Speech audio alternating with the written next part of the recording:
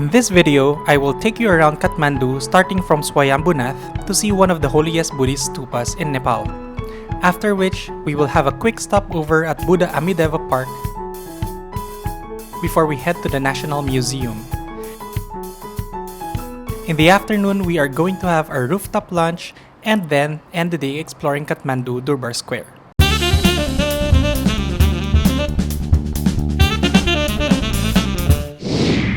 Good morning from Jampa Hotel.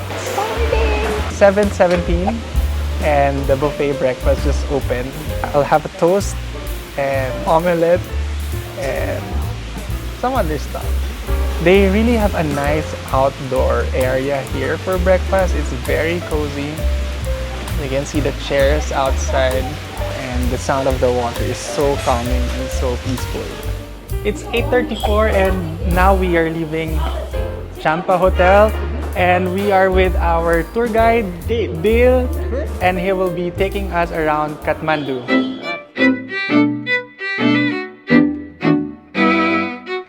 We have just reached the monkey temple and there's a lot of monkeys. And there's a very nice legend that our tour guide told us. So this place used to be a lake and there were lotus flowers in the lake, but one of those lotus flowers have a divine light. The Bodhisattva named Manjushri, all the way from China visited that lake to pay homage to the divine light. After paying homage to the divine light, cut the huge rock in the southern part of the lake by using his flaming sword and drained the water out from the lake. And then after the lotus transformed into hill. That hill became popularly known as Swayambhu, means self-arisen. And the divine light was on the top of the hill. And later, notice that divine light was covered by big stone. At the same place, after many years, the Buddhist stupa was built. So the stupa itself is called Swayambunath. Another legend says that Manjushri, the bodhisattva of wisdom and knowledge, grew his hair long when he was racing the Swayambhu hill and got lice on his head. One day, he had his hair cut and the lice transformed into monkeys and started to live in the hill. Since then, they were called holy monkeys, and the stupa on top where they live is popularly known as the Monkey Temple.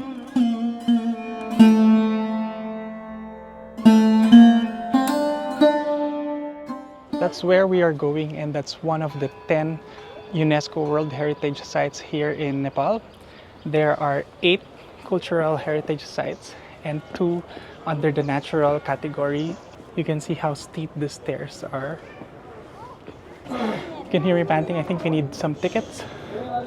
So just get our tickets before we continue our ascent. Alright, we just got our tickets and we are very close to the main stupa. And just a few more steps and you will be able to see the stupa back there.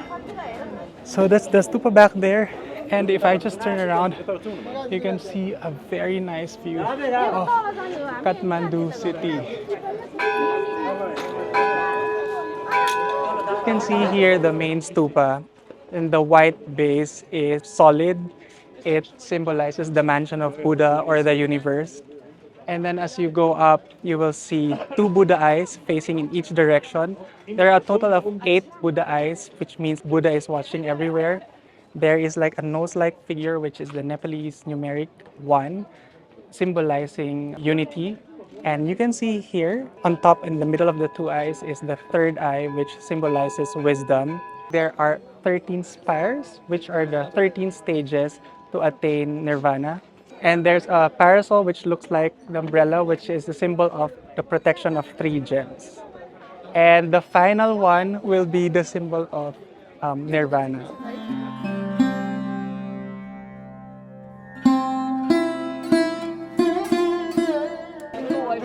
We are now about to circumambulate the main stupa, and this site became part of the UNESCO World Heritage Sites in 1979. Most of the people are right-handed.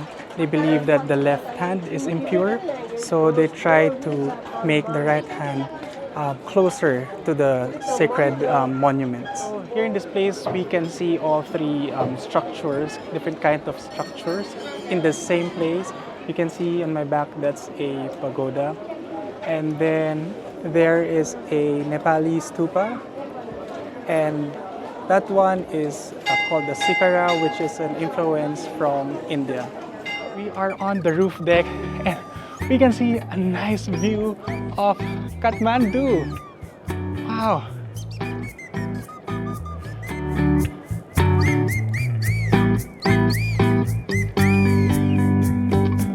And that is where we came from, that area. And it's so nice here. I see a lot of prayer flags, a lot of houses. I can see the mountains, and it's just a breathtaking view.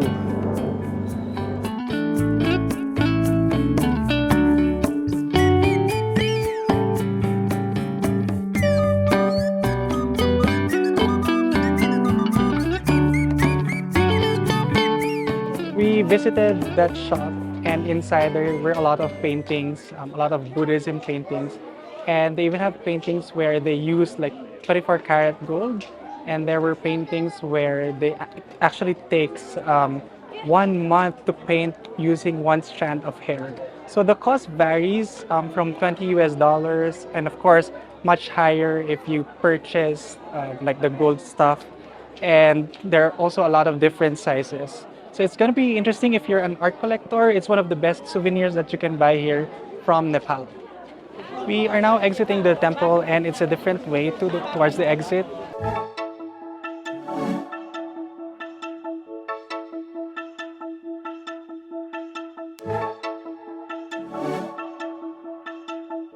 As War is one, built only in 1998. So you see that jar there? Oops, they're trying to shoot the coin. They believe that your wishes will come true. Oh, almost. Oh, there. The statue there is the founder of Kathmandu.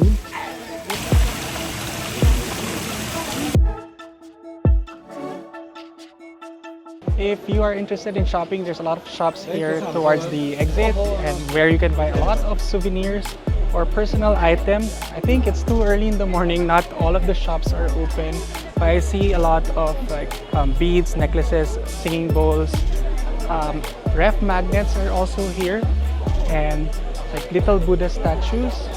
So there's really a lot to choose from. We are stopping by at this park. This park is called the Buddha Amideva Park, where we will see statues of Buddha. So it's a very small park. From this point, I can already see the statues. They're golden statues there.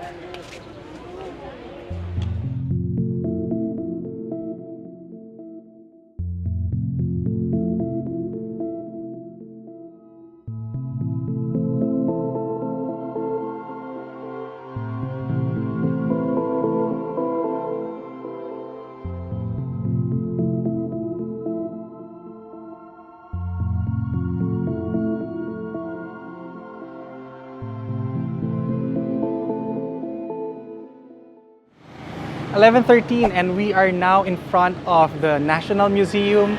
We're just getting tickets, and we will be learning more about the history of Nepal.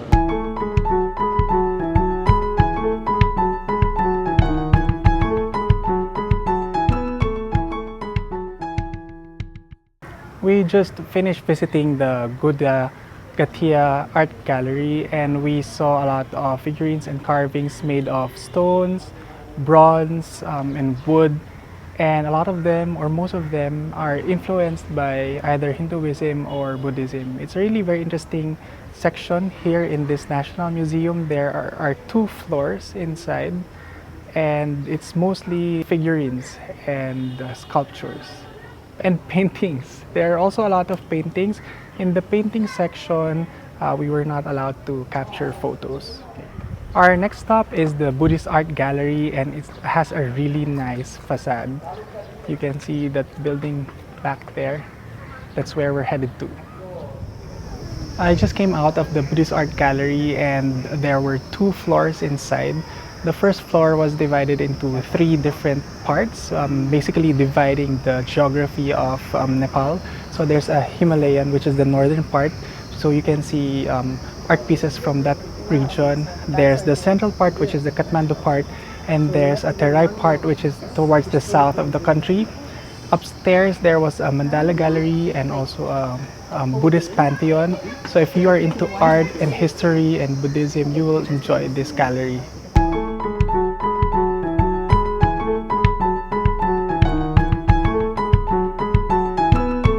We are now going towards the historical building.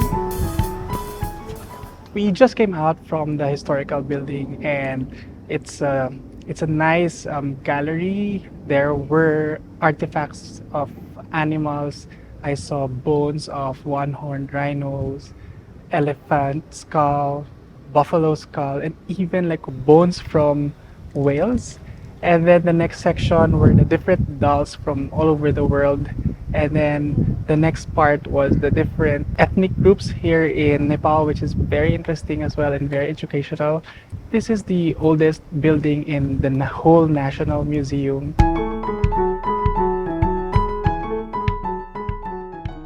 This is the last part of the National Museum, which is the numismatic museum, where we saw the different coins and notes from Nepal. And there were a lot of interesting coins. We saw like very small coins, we saw huge coins, we saw like a necklace made of coins. We even saw like square coins and like half moon coins and like crescent moon coins. And the notes are also interesting with the different faces of the different kings. And that's the end of our museum tour. Now we are so hungry and we're gonna eat lunch. We have been dropped off by our driver, and we are gonna walk around 5 minutes to Durbar Square.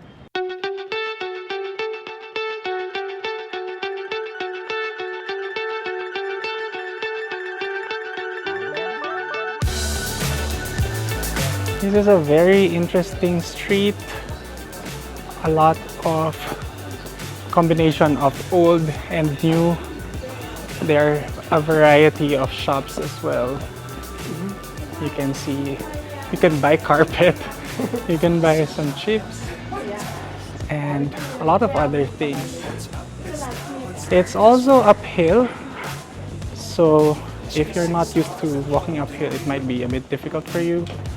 But the weather is nice and the temperature is just lovely.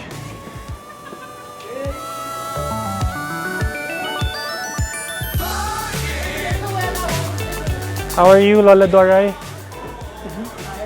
Tired? Tired. I think we're almost there. I think this is, I can see. Very close to Durbar Square. Yeah.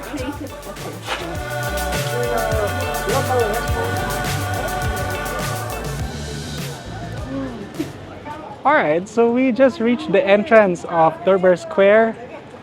Durbar is palace, so it literally means palace square. And wow, look at that. Wow. We're gonna be eating here at Durbar Square. We're gonna find a nice lunch place, and I'm really hungry. It's already 1:20 in the afternoon, and after lunch we will be exploring the square. Our tour guide is taking us to that Cosmo de Cafe, which has a rooftop view, and we're gonna have lunch there. I'm now in front of the restaurant and we're gonna go inside to eat.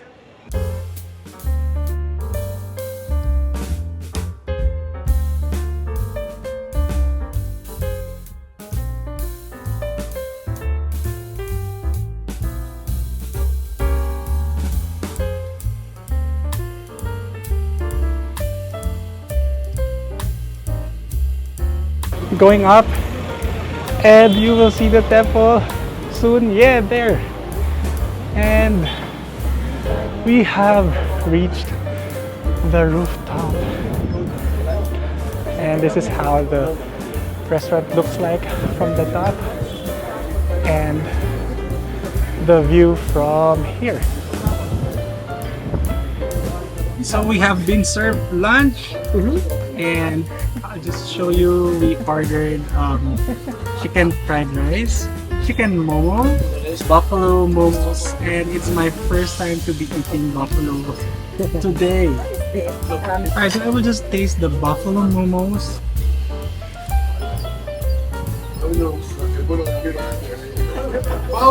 Mm.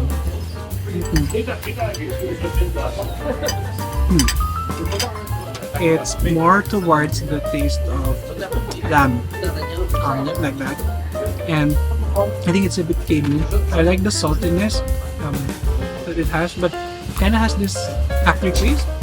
It's really good. I didn't dip it in any of the sauces.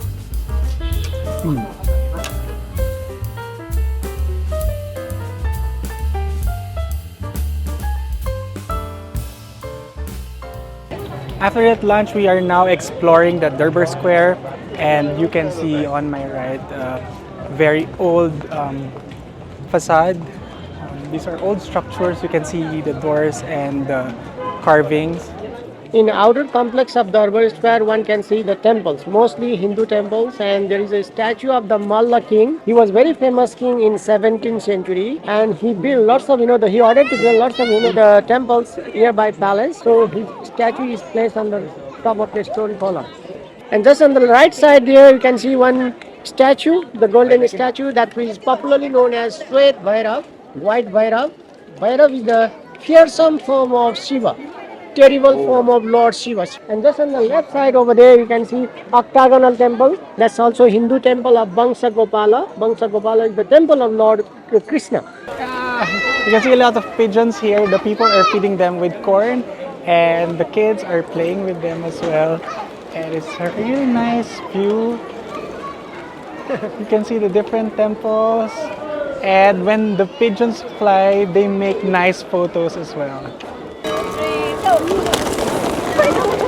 In this square, all of the temples are Hindu temples, and a lot of the structures are being rebuilt after being destroyed in the 2015 earthquake. This temple is famous for Kama Sutra, and if I just pan the camera there, you will see some of them on the wood. And there are two reasons why they put the Kama Sutra images here. The first one is to provide sex education to the public, and then the second one is because in Hindu belief, lightning is the goddess of virginity, and the goddess of virginity does not like to see naked figures, and so they installed it to protect this building. We just entered the inner complex of Durbar Square. So unlike the outer complex where we see a lot of different temples, now we see structures and very nice courtyards.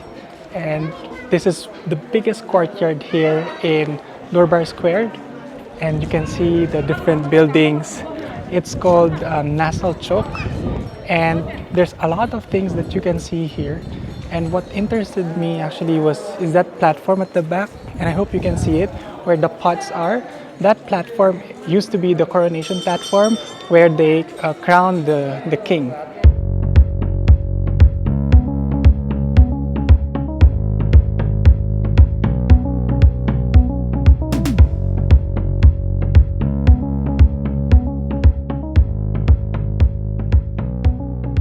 You can see behind me the Nepali flag, which is one of the most unique flags in the world. You can see the shape is very different. There are true triangles. The triangles are depicting the mountains. So there is a moon and the sun, which means long existence of the nation. Nepal is situated near the Himalayas. It has 30 million people since the 2021 census, and around 80% of the people are Hindu, and the rest are Buddhists and Muslim and other religions.